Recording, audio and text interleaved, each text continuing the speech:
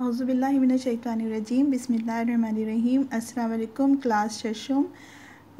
ये आपकी उर्दू की क्लास हो रही है। मैं आपकी उर्दू की टीचर। आज हम अपना नया यूनिट स्टार्ट करेंगे, यूनिट नंबर 3, जिसमें हमारा मौजू आज है दोस्त। तो हम अपनी किताब खोलते हैं, सफ़ा नंबर 63। सफ़ा नंबर 63 पे जाने से पहले हम इसका छोटा सा तारुफ पढ़ लेते हैं कि दोस्त के लिहाज से हमें क्या बातें बताई गई हैं। हदीस नबी सल्लल्लाहु अलैहि वसल्लम है कि मोमिन सर से पाँव तक उल्फत और मोहब्बत है, और उस आदमी में सिरे से कोई खैर खूबी नहीं है जो ना तो दूसरों से मोहब्बत करे और ना दूसरे उससे मोहब्बत करें। यानी हदीस क्या है, हुजूर अकरम सल्लल्लाहु अलैहि वसल्लम ने फरमाया है कि अच्छा और सच्चा मुसलमान वो है जो अपने सर से पाँव तक यानी अपने किसी भी अंदाज से इस बात को साबित ना करे कि वो दूसरों के लिए अपने दिल में गलत जज्बे या गलत बात रखता है। मोमिन क्या है? मोमिन सर से पाँव तक उल्फत और मोहब्बत है, और वो आदमी जिसमें कोई खैर खूबी नहीं है वो ना तो दूसरों से मोहब्बत करता है और फिर ना ही कोई उससे मोहब्बत करता है। दोस्ती के आदाब क्या है, यानी दोस्त कौन होता है, हमें कैसे पता चले कि जी कौन अच्छा दोस्त है कौन बुरा दोस्त है, और कैसे लोगों से दोस्ती करनी चाहिए। तो इसके भी कुछ आदाब और तरीक़े हैं। हमेशा नेक लोगों से दोस्ती कीजिए। मसलन मशहूर है, अगर किसी की अखलाक़ी हालत मालूम करना हो तो उसके दोस्तों की अखलाक़ी हालत मालूम करो। यानी अगर हमें किसी के बारे में जानना है तो हम उसके दोस्तों के बारे में जान लेते हैं कि जी उसके दोस्त अगर अच्छे तहज़ीब वाले हैं तो इसका मतलब वो बंदा भी अच्छा और तहज़ीब वाला है। अगर उसके दोस्त बुरे हैं तो वो ख़ुद भी बुरा है। हर आदमी अपने दोस्त के दीन पर होता है, इसलिए हर आदमी को गौर कर लेना चाहिए कि वो किससे दोस्ती कर रहा है। यानी दोस्ती करते वक्त हमें ख़ुद इस बात का ख्याल रखना चाहिए। ये तिरमिज़ी में मौजूद है कि हर आदमी को दोस्ती करते वक्त इस बात पे गौर कर लेना चाहिए कि वो किससे दोस्ती कर रहा है। क्यों? क्योंकि हम दोस्त की बात पर अक्सर बहुत सारी बातों पर हम अपने दोस्तों की यकीन कर लेते हैं कि जी वो जो कह रहा है वो बिल्कुल सही कह रहा है। हम उस पर कोई तहक़ीक़ भी नहीं करते, उसके बारे में जानने की कोशिश भी नहीं करते। तो इंसान का यानी हर आदमी का जो अपने दोस्त है वो उसका असल दीन भी है। यानी हर आदमी अपने दोस्त के दीन पर होता है।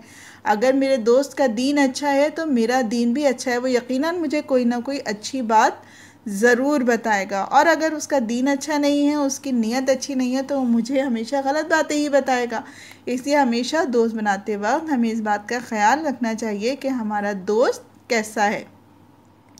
दोस्त के दीन पर होने के मानी क्या हैं? जब वो दोस्त के साथ बैठेगा तो इसमें भी वही जज्बात और एहसासात और ख़यालात पैदा होंगे जो उसके दोस्त के हैं। यानी अगर मैं अच्छा हूँ तो मेरा दोस्त भी अच्छा होना चाहिए।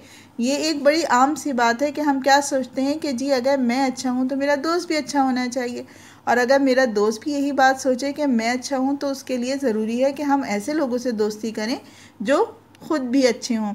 जिस तरह ये ज़रूरी है कि दोस्ती के लिए अच्छे लोगों का इंतखाब किया जाए, इसी तरह ये भी ज़रूरी है कि दोस्ती को निभाने और कायम रखने की कोशिश भी की जाए। यानी सिर्फ यही नहीं कि अच्छा सा दोस्त बना लिया, दोस्त बन गया, लेकिन उस दोस्ती को कायम रखने की कोशिश भी हमेशा करते रहना चाहिए। ज़रूरत पड़ने पर दोस्त के काम आइए, अच्छे मशवरे देना भी काम आने में शामिल होता है। काम आने का मतलब क्या है? सिर्फ यही नहीं कि हम पैसों से उसकी मदद करें, हमने उसका होमवर्क करके दे दिया, हमने उसका काम करके दे दिया, बल्कि क्या है, अगर उसे ज़रूरत है हमारे मशवरे की तो हम उसको एक अच्छा मशवरा दें तो भी हम उसके काम आ सकते हैं। बेहतरीन राजदार बनिए, कभी अपने दोस्त के एतमाद को तोड़ते हुए उसका राज किसी को ना बताइए। यानी अगर आपका दोस्त आपको कोई अपनी बहुत अहम या पर्सनल बात बता रहा है तो उसे कोशिश करें कि हम सिर्फ अपने तक ही रखें, उसे बाकी लोगों में ना फैलाएं। दोस्तों में हशाश बशाश रहिए, ना खुद उदास हो और ना दोस्तों को अफसुर्दा कीजिए। माथे पर बल डालकर लिए दे रहने से परहेज़ कीजिए। यानी जब हम दोस्तों में बैठें तो अच्छी अच्छी बातें करें, ना कि एक दूसरे की बुराइयां करें, एक दूसरे पर तनकीद करें, बल्कि अच्छी और ऐसी बातें कीजिए जिससे महफिल में, यानी महफिल क्या, वहाँ जहाँ लोग बैठे हुए हैं वहाँ का माहौल अच्छा रहे। तोहफ़ों का तबादला भी कीजिए, अपनी हैसियत के मुताबिक तोहफ़ा दीजिए, तोहफ़े के बदले में तोहफ़ा ज़रूर देना चाहिए। यानी गिफ्ट दें अपने दोस्त को और अपनी हैसियत के मुताबिक, जितनी हमारी हैसियत, ज़रूरी नहीं है कि हम हज़ारों लाखों का गिफ्ट दें, हम कोई एक छोटा सा गिफ्ट, कोई अच्छी सी किताब, कोई अच्छी सी बात भी अपने दोस्त को कह सकते हैं।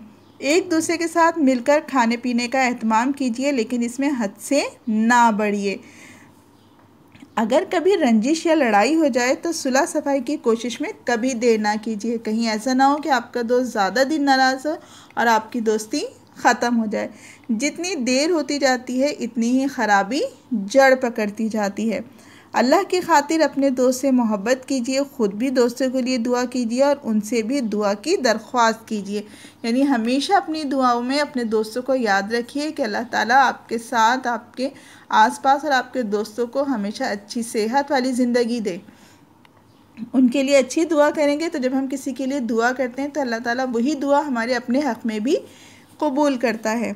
हदीस नबी सल्लल्लाहु अलैहि वसल्लम है कि एक दोस्त की मिसाल ऐसी है जैसे मुश्क यानी खुशबू बेचने वाले की दुकान के, जो खुशबू बेचने वाला है उसकी दुकान के और कुछ फ़ायदा ना भी हो तो खुशबू ज़रूर आएगी। यानी अगर हम उसकी दुकान के पास से गुज़र जाते हैं तो हमें वहाँ से खुशबू ज़रूर आएगी।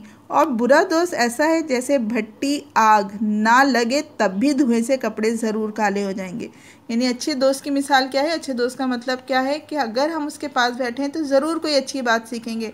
अगर हम किसी परफ्यूम की दुकान से या किसी फूल की दुकान के पास से गुज़रते हैं, हम फूल ना भी ख़रीदें तो भी हमें उसकी खुशबू ज़रूर महसूस होती है। इसी तरह से अगर कोई आग लग रही है, जैसे तंदूर में आग लगा के रोटियां बनाई जाती हैं, अगर इस तरह की किसी जगह से गुजरा जाएगा तो क्या होगा? हमारे अपने ही कपड़े ख़राब होंगे। ये तो थे दोस्ती के आदाब जो हमें हदीस से भी साबित होते हैं कि हुज़ूर सल्लल्लाहु अलैहि वसल्लम ने भी फरमाया है कि हमें कैसा दोस्त रखना चाहिए और हमें कैसे दोस्तों के साथ रहना चाहिए। अब जो हमारा सबक है सफ़ा नंबर 62 पे, इस सबक का नाम है ख़ज़ाना। ये भी दो दोस्तों की कहानी है जो आपस में एक दूसरे के साथ बहुत मेल मिलाप से रहते थे, लेकिन एक छोटी सी लालच ने उनके बीच में थोड़ा सा तनाव डाला, थोड़ी सी अलहदगी की, लेकिन बहुत जल्द उन्होंने अपनी इस रंजिश को ख़त्म कर दिया और इस दूरी को ख़त्म कर दिया। देखते हैं इस कहानी में क्या लिखा है। सर्दियों के दिन थे, दिसंबर का पहला हफ्ता बीत गया था और दूसरे हफ्ते का आगाज़ हो चुका था यानी दूसरा हफ्ता शुरू हो चुका था। शाम का वक्त था। दो शख्स इस वीरान मुकाम से गुजर रहे थे। वीरान मतलब ऐसी जगह जहाँ आबादी नहीं होती, जो दो शहरों के दरमियान वाक़ई था। अब वो जगह दो शहरों के दरमियान किस तरह से थी? एक वो शहर जिससे वो दोनों दोस्त आ रहे थे और वो पुराना शहर था, और जिस तरफ वो लोग जा रहे थे वो नया शहर था। तो पुराने शहर और नए शहर के बीच की वो जगह बिल्कुल खाली सी थी, वहाँ आबादी मौजूद नहीं थी। इन दोनों अशख़ास क्या होती है? शख्स की जमा। इन दो अशख़ास में एक का नाम आमिर था और दूसरे का फ़याज़। दोनों दुकानदार थे और महीने में एक बार कुछ चीज़ों की ख़रीदारी के लिए शहर जाते थे। यानी अपनी दुकान के सामान ख़रीदने के लिए वह महीने में एक दफ़ा शहर की तरफ जाते थे और महीने भर का सामान ले आते थे। रात एक सराय में बसर करते थे। सराय क्या होते हैं? सराय वो रहने की जगह होती है जहाँ आर्जी तौर पर लोग रुक जाते हैं, यानी कुछ देर के लिए, कुछ घंटों के लिए वहाँ रुकते हैं, थोड़ा आराम करते हैं और फिर आगे की तरफ चले जाते हैं। ये सराय नए शहर से कुछ फासले पर थी। जिन लोगों का इन दो शहरों के दरमियान आना जाना रहता था वो रात आमतौर पर इसी सराय में गुजारते थे। आमिर और फैयाद दोनों तनोमंद थे, यानी सेहतमंद लोग थे, मगर सारा दिन दुकानों पर काम करने की वजह से थक गए थे।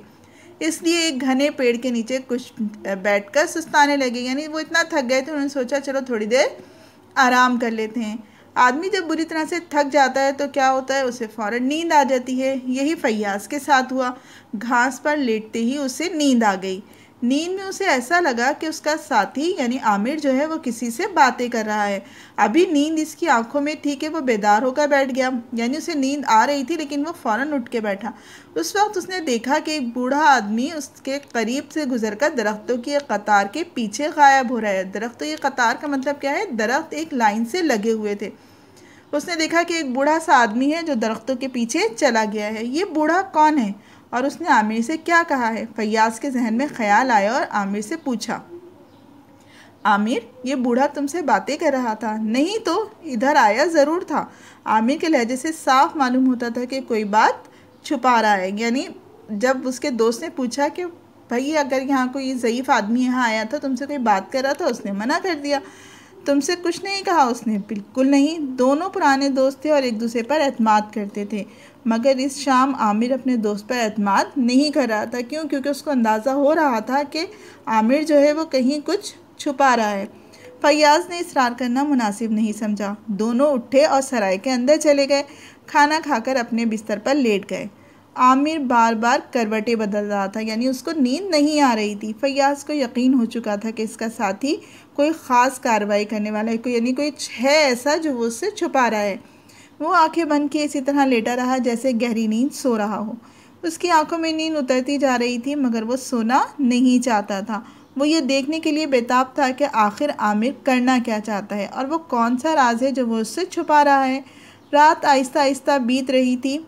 आधी रात बीत गई। फैयाज़ ने देखा कि आमिर अपनी चारपाई से उठा। उसने उठने के बाद पहले फैयाज़ को चेक किया कि क्या वो जाग रहा है या वो सो रहा है। जब उसे लगा कि फैयाज़ सो रहा है तो वो दरवाजे की तरफ चला गया।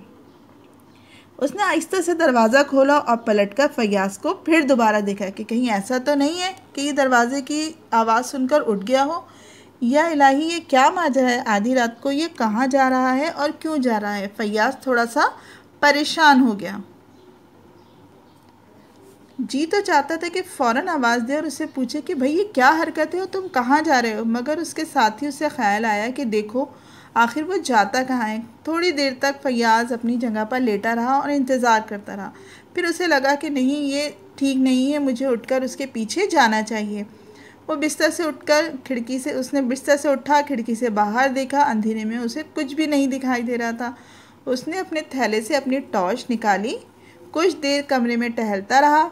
उसके जहन में तरह तरह के ख्यालात आ रहे थे। वो सोच रहा था कि इस बूढ़े आदमी ने इसे नए शहर के ख़ास दुकान का पता बताया होगा जहाँ से सामान अच्छा मिलेगा, और आमिर रात के अंधेरे में चला गया है ताकि सुबह जैसे ही दुकान खुले वो बहुत सारा सामान ख़रीद कर ले आए। और ये भी हो सकता है कि इसे कोई और बात बता दी हो। अब उसके दिमाग में जो है फैयाज़ के अलग अलग किस्म की बातें आ रही थी, लेकिन वो क्या बात होगी उसकी समझ में ये नहीं आ रहा था। आखिर वो रह ना सका। उसने टॉर्च ली और अपने कमरे से की सीढ़ियाँ निकलकर सराय के दरवाजे पर आ गया।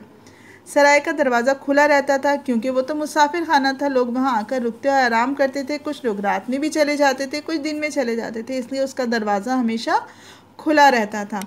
सराय के अंदर भी हर तरफ सन्नाटा हो रहा था। सराय में काम करने वाले और सराय के कमरों में रात बसर करने वाले सब सो रहे थे।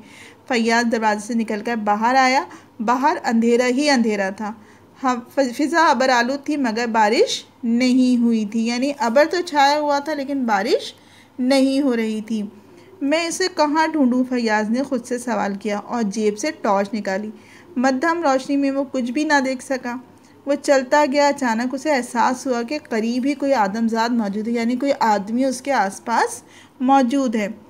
रोशनी में उसने उस दरख्त को पहचान लिया जिसके नीचे वो शाम को आराम कर रहे थे, और यहीं वो बूढ़ा आमिर से कुछ कहकर चला गया था। अब वो आगे बढ़ा और उस दरख्त के पास पहुंचा। उसने देखा कि वहाँ से किसी की आवाज़ आ रही थी। हैं, ये क्या? उसने देखा कि एक शख्स जो है दर्द से बेकरार होकर चीख रहा है। वहाँ पे दरख्त के पास कोई है जो ज़ोर ज़ोर से चीख रहा है। उसने जब गौर से सुना तो वो तो आमिर की आवाज़ थी। या अल्लाह, ये क्या माजरा है? आमिर को क्या हुआ है? आमिर, फैयाज़ ने झुककर इसके चेहरे को देखा जो सिया पड़ रहा था, यानी काला होता जा रहा था। फैयाज़, सांप। आमिर ने क्या बताया?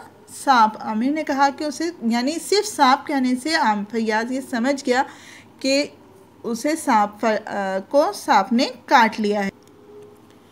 उसने बड़ी मुश्किल से अपने दोस्त को वहाँ से उठाया और शहर की तरफ ले चला। शहर उसका देखा हुआ था, इसलिए उसको पता था कि शहर का जो अस्पताल है वो शहर के किनारे पर ही है। वो जल्दी से लेकर आमिर को उस जगह पर पहुँचा।